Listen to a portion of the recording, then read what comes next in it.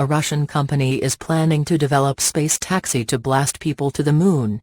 Energia has revealed draft plans for an 11.4-ton reusable spacecraft that will take cargo and cosmonauts onto the lunar surface within 5 days.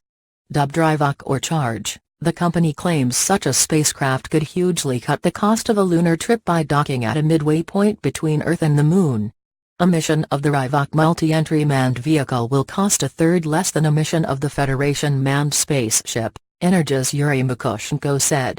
The Ryvok project was announced this week at the Human Space Exploration International Conference in Korolev, near Moscow. The shuttle will be sent on the ISS by Soyuz ships and Energia rockets. Prior to the lunar mission, another launch to the space station would send an accelerator block to act as fuel for Ryvok. This makes the flight dramatically cheaper, as instead of needing a rocket, all that could be needed is a spacecraft and fuel to lift passengers to low Earth orbit. When returning from the near-Moon orbit, Ryvok would open an umbrella of 55 square meters for braking in the Earth atmosphere. The latest plan is just one in a series of missions Russia is proposing to conquer the Moon. Its space agency, Roscosmos, has previously said it is hoping to launch a lunar probe in 2024 to scout out colony locations, before landing humans on the Moon in 2030. According to Russian news agency TASS, work has already begun on building the Luna 25 lander that will pave the way for human exploration. Roscosmos is also developing the Energia A5V heavy lift carrier rocket to send parts for a human base to the Moon. Overall, Russia will complete the Moon mission using 6 separate launches of the upcoming Energia rocket. Each launch will send a new module to the Moon, created the base piece by piece, in a similar way to how the ISS was put together. Assembly of the Moon base is expected to take more than 10 years, and Roscosmos says it will eventually serve as a permanent settlement. Russia's first manned flight to the Moon is possible a year earlier, in 2029, according to the head of Russia's state-controlled rocket and space corporation Energia had predicted. Vladimir Solntsev, president of RSC Energia, which is 38% owned by the Russian state, made the predictions at a space technology conference in Moscow in October. Currently Russia's Soyuz spacecraft, which are built by RSC Energia, are the only vehicles capable of sending humans into space. NASA has been relying upon the system to send its astronauts to the International Space Station along with regular supplies of cargo. In a statement posted on the RSC Energia website, Mr. Solntsev said, "The high-priority line of activities for Russian manned programs in the next 10 to 20 years is lunar exploration. Russia develops a new generation advanced transportation spacecraft. In the nearest future, development of other elements of the lunar program will also begin." The new spacecraft, dubbed the Energia A5V heavy lift carrier rocket, is expected to be built using composites specifically designed for lunar missions.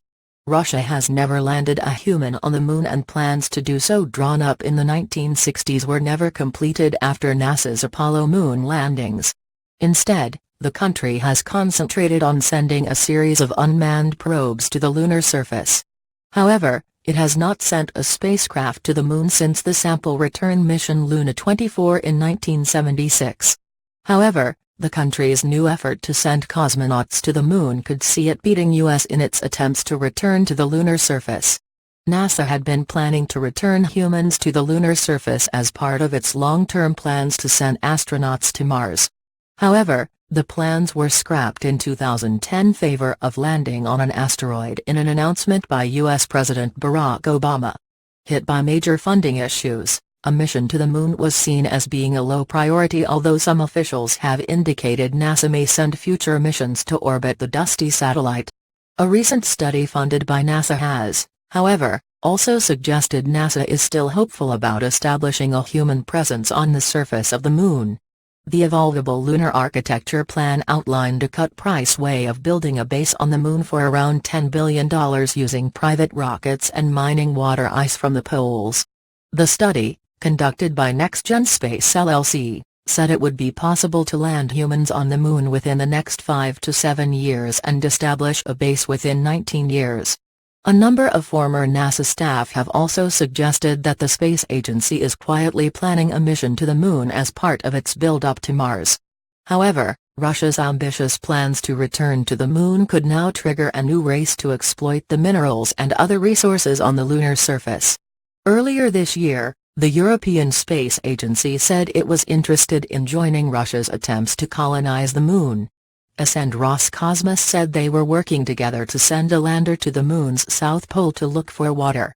The Lunar 27 mission will launch in 2020 and its primary mission will be to look for deposits of water ice in craters on the surface, which could be used by future manned colonies on the Moon.